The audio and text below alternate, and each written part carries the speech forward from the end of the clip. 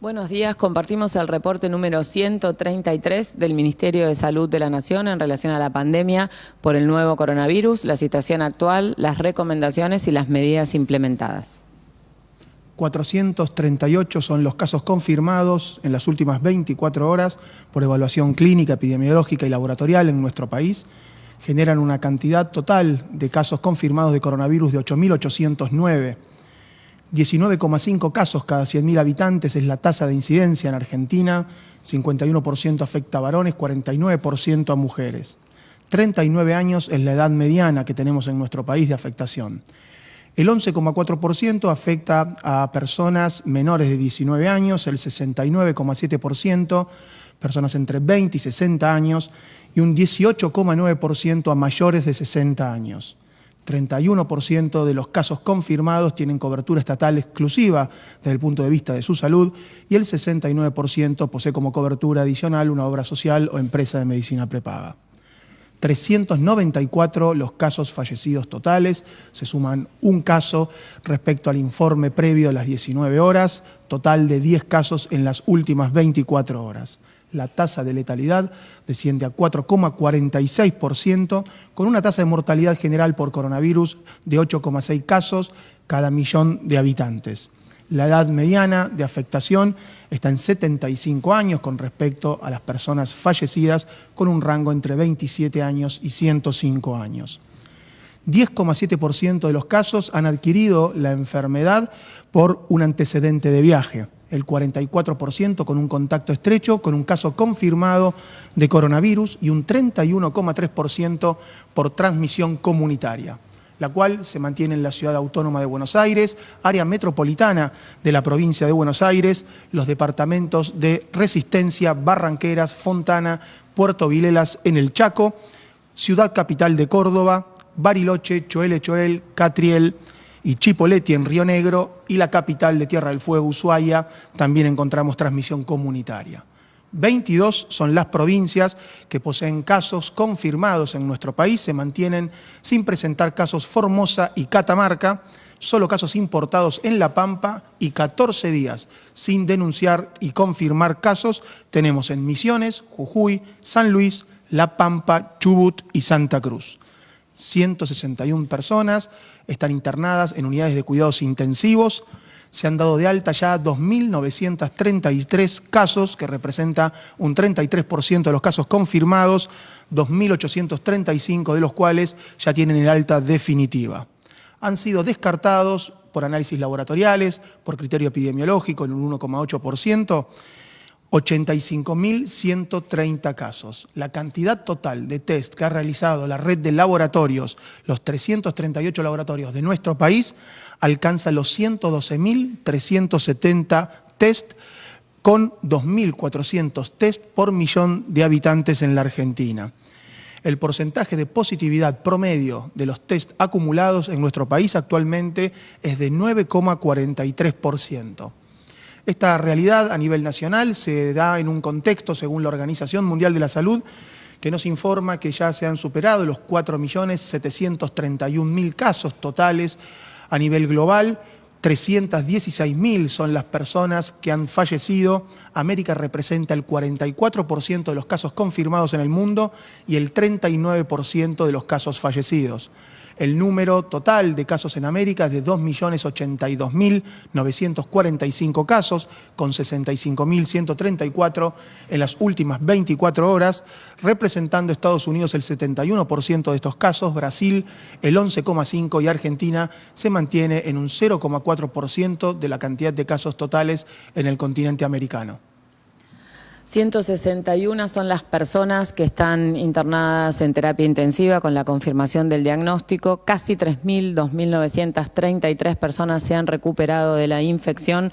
Letalidad 4,46 en función de los fallecidos sobre el número de casos confirmados acumulados. En relación al diagnóstico de laboratorio, más de 330 laboratorios públicos y privados trabajando para descentralizarlo y más más de justo 2.400 test por millón de habitantes. El porcentaje de positividad promedio en Argentina está en un leve aumento, 9.43, habíamos llegado a un mínimo de alrededor de 8% y en el día de hoy 11.7. Este porcentaje de positividad hay que claramente desagregarlo por jurisdicción y por municipio para definir a nivel local la estrategia de testeo. Es muy importante también aclarar que el testeo no se mide en eficiencia o efectividad en función de la cantidad de habitantes, sino más fundamentalmente en relación al porcentaje de positividad que nos muestra si necesitamos ampliar el testeo, sobre todo en función de la situación epidemiológica y en función de la presencia o no de casos sospechosos. El foco desde el Ministerio de Salud de la Nación, en consenso con los expertos, es focalizarnos en identificar personas sintomáticas que son las que tienen la tasa de transmisión más importante para evaluar el diagnóstico, confirmarlo, descartarlo y en caso de confirmación realizar el aislamiento y el seguimiento de sus contactos estrechos. En ese sentido, en el día de ayer tuvimos 438 casos nuevos confirmados. Esto es muy importante también aclarar que venimos compartiendo siempre que los números de un día no significan que podamos llegar a alguna conclusión. Hay que analizar día a día tendencias y hay que analizar sobre todo, fundamentalmente, qué acciones se generan en función de esos números a nivel local para poder ir monitoreando la situación. Este número se construye con la fecha de notificación y en ese contexto hay realmente muchísimas variables que impactan, por eso se necesita un tiempo más prolongado para poder definir alguna tendencia.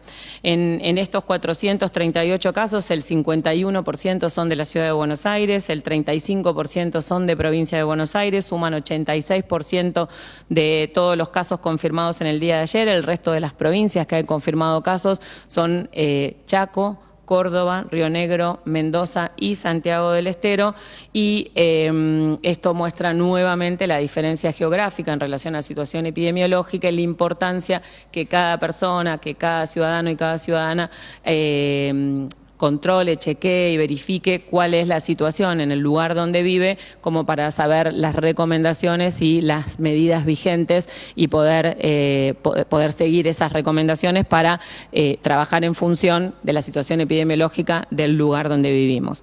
Otro mensaje muy importante en relación a lo que reflexionamos todos los días es que de los casos confirmados, el 18% tiene más de 60 años, mientras que de los fallecimientos confirmados por coronavirus, más del 80% tienen 60 años, sobre todo más de 70. Por lo tanto, renovamos la recomendación, intensificamos la recomendación de extremar las precauciones, los cuidados en las personas que tienen alguna condición de riesgo, no solamente desde lo individual, sino también si convivimos con alguna persona que tiene alguna condición de riesgo, extremar las medidas de prevención cuando regresamos a casa y en lo cotidiano, en la convivencia, también tenerlo en cuenta en todo momento. Hoy tenemos también el lujo de tener presente una referente de la infectología pediátrica, de un hospital de referencia, para que pueda compartir con nosotros recomendaciones y reflexiones sobre la pandemia de coronavirus en pediatría. Muchas gracias. El nuevo coronavirus puede afectar a los niños, aunque se ha visto que en menor proporción que a los adultos, y con cuadros leves o incluso formas asintomáticas. En un pequeño porcentaje pueden presentar cuadros moderados o graves, en particular en los lactantes pequeños o en aquellos con enfermedades de base. Desde el inicio de la pandemia, el Hospital de Pediatría Garrahan nos estamos organizando para la atención de las niñas, los niños y los adolescentes con coronavirus. Pero dadas las características de nuestro hospital, especialmente dedicado al tratamiento de pacientes con enfermedades de base, que son población de riesgo, como son las niñas y niños con enfermedades hemato-oncológicas, trasplantados, enfermedades pulmonares crónicas, cardíacas, enfermedades neurológicas, inmunodeficiencias. Una parte muy importante de nuestras acciones fueron dirigidas a la protección de esta población, como así también a la capacitación y entrenamiento del personal de salud con la premisa de cuidarnos para cuidar. De esta manera se conformó un comité de crisis, se elaboraron protocolos dirigidos a la detección en los puntos de ingreso o triage, con diferenciación de las poblaciones justamente que ingresaban por emergencia y nuestros pacientes habituales con enfermedades crónicas. Se organizó el diagnóstico con el Laboratorio de Virología y Epidemiología Molecular y también se organizaron sectores diferenciados para la internación de los pacientes sospechosos y confirmados de COVID. Se generaron circuitos bien diferenciados de los pacientes de manera de poder continuar con el tratamiento y el seguimiento de nuestros pacientes con enfermedades crónicas. A la fecha se han evaluado aproximadamente 500 pacientes sospechosos, se ha confirmado la infección en 17, 7 de ellos se encuentran internados en este momento y el resto ya se encuentra de alta o alguno derivado junto con su familia a otro hospital. En esta oportunidad queremos remarcar la importancia de mantener los controles, el tratamiento y las medidas de prevención, como son las vacunas, en las niñas y niños con enfermedades de base. A su vez, en la población de niños sanos, en especial los niños recién nacidos en sus primeros controles y en el primer año de vida, no desatender el control pediátrico y la vacunación. Sepan que si tienen un control de salud pautado, van a tener permiso para salir. En estos tiempos de pandemia, todas y todos tenemos que mantenernos sanos.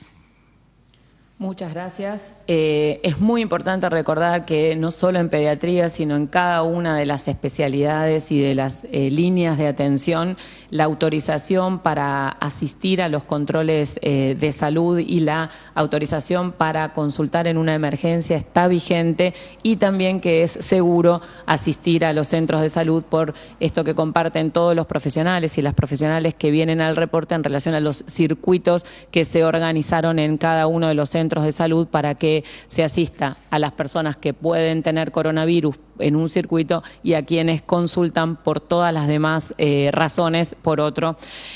Contarles que veníamos viendo con preocupación y poder reforzar esto que dice la doctora Boloña en relación a las coberturas de vacunación, a la caída de coberturas de vacunación, fundamentalmente en esto que se monitorea semana a semana en pediatría, en gripe, en la vacuna antigripal y en las embarazadas reforzar el concepto de acercarse a recibir la vacuna antigripal lo antes posible para estar protegidos antes que inicie la circulación viral.